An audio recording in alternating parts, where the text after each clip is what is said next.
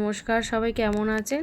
মটনের লাল লাল ঝোলের একটা রেসিপি আপনাদের কাছে শেয়ার করলাম। এখানে 800 গ্রাম মতন মটন নিয়ে নিয়েছি। মটনগুলো ফ্রেশ করে ধোয়া আছে। এরপর তাতে হলুদ গুঁড়ো, লঙ্কা গুঁড়ো, আদা ধনে জিরে বাটা, রসুন বাটা, অল্প পরিমাণ পেঁয়াজ কুচি আর সর্ষের তেল দিয়ে বেশ কিছুক্ষণ মাখিয়ে রেখে দিলাম আধ ঘন্টার জন্য। আপনারা যতক্ষণ পারবেন রাখবেন। একটা কড়াইয়ে সাদা তেল নিয়ে তাতে অল্প অল্প করে সব আলুগুলো দিয়ে হলুদ দিয়ে বেশ ভালো করে লাল লাল করে ভেজে নেবো। বেশ ভালো করে তুলে নিলাম, ভেজে তুলে নিলাম। তারপর একটা কড়াইয়ে সর্ষের সাদা তেল মিশিয়ে চিনি, তেজপাতা, শুকনো লঙ্কা দিয়ে পেঁয়াজগুলো দিয়ে দিলাম। পেঁয়াজগুলো হালকা বাদামি হওয়া পর্যন্ত অপেক্ষা করে তাতে টমেটো দিয়ে কুচি দিয়ে দিলাম। টমেটো কুচিগুলো বেশ সেদ্ধ হওয়া মতন হয়ে যাবে, তখন আদা ধনে জিরে রসুন বাটা, হলুদ গুঁড়ো, লঙ্কা গুঁড়ো, কাশ্মীরি লঙ্কাগুলো সব শুকনো মশলা দিয়ে ম্যারিনেশন করে রাখা মাংসটা দিয়ে দিলাম। মাংসটা কিছুক্ষণ কষার পর আলুগুলো তার উপর দিয়ে আবার কষাতে থাকলাম।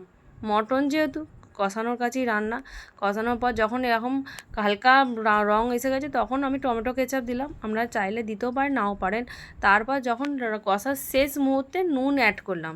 প্রথমে দেবেন না, লেজের দিকে নুন দেবেন। তারপর যখন মশলাটা বেশ যখন তেল ছাড়ার মতন হয়ে যাবে মাংসটা, তখন আমরা কুকারে তাকে দিয়ে দেবো। দিয়ে পরপর 3টে হুইসেল দেওয়ার পর একটুখানি রেখে দিলেই মটন সেদ্ধ।